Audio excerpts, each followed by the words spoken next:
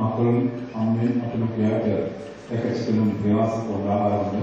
ആരെങ്കിലും ചെന്നാൽ അമ്മ മക്കളെക്കുറിച്ചും മക്കൾ അമ്മയെക്കുറിച്ചും സംസാരിക്കുന്നതായ പലപ്പോഴും കേട്ടിട്ടുണ്ട്. പക്ഷേ ഈ അമ്മ കേൾക്കുന്ന ആ ഒരു വാദങ്ങൾ ഒന്നും കേട്ടു. അപ്പൊ അതാണ് ഏറ്റവും വലിയ നന്മ എന്ന് പറയുന്നത്. അത് ഉണ്ടായിരുന്നു. പിന്നെയുള്ളത് ഒരേ ആവശ്യമായ അവസരങ്ങൾ പലപ്പോഴും ഉണ്ടായിരുന്നു. പക്ഷെ ദൈവത്തിന്റെ ഇഷ്ടം നടപ്പാകുന്ന സമയത്ത് പിന്നെ കൂടുതൽ സമയം എടുത്തില്ല, ഒരു മണിക്കൂർ പോലും എടുത്തില്ല. പെട്ടെന്ന് ദിവസം ചെയ്തിട്ട് യാത്രയായി എന്നുള്ളത് ഒരു വേറെ കാര്യം. ഏതായാലും ഈ മാതാവിന്റെ അവന് ഈ ഇടയുടെ പേരുകളായ താൻസവൻ നൽകുന്നു, നിത്യശാന്തി ചെയ്യുന്നു, കുടുംബാംഗങ്ങളും പങ്കുകൊള്ളുകയും ചെയ്യുന്നു. ഇന്ന് വന്നേർന്നാൽ നമ്മുടെ ശ്രേഷ്ഠ വൈദികര് പ്രത്യേക ആവശ്യമില്ല. എല്ലാവരും നന്ദി അറിയിക്കുന്നു.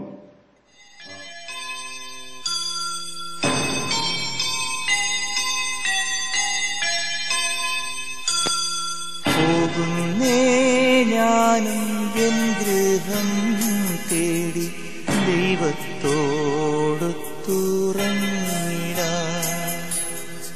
എത്തുന്നേ ഞാനെൻ നാഥന്റെ ചാരി കിട്ടിയെന്നൊപ്പമുണർന്നിടാൻ. കരയുന്നോ നിങ്ങൾ എന്തിനായി ഞാനൻ സ്വന്ത ദേശത്ത് പോകുമ്പോൾ? കഴിയുന്നു യാത്ര ഇത്ര നാൾ കാത്ത ഭവനത്തിൽ ഞാനും ചെന്നിതാ. പോകുന്നേ ഞാനും എൻ ഗൃഹം തേടി ദൈവത്തോടു തുറന്നിടാൻ. എത്തുന്നേ ഞാനും നാഥന്റെ ചാരി പിറ്റെന്നൊപ്പമുണർന്നിടാൻ.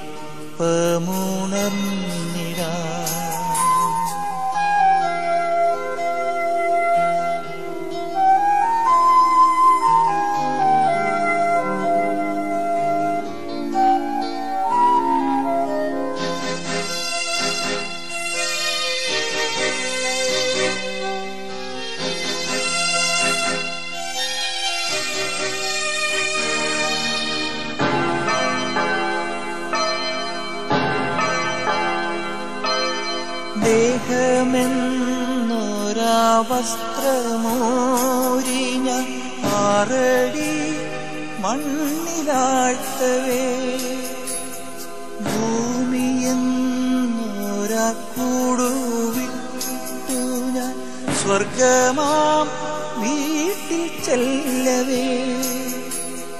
മാലാഖമാരും ദൂതരും ഉണർന്നുപോ. ആധിവ്യാധികൾ അന്യമായി കർത്താവേ ജന്മം ധന്യമായി. പോകുന്നേ ഞാനും എൻ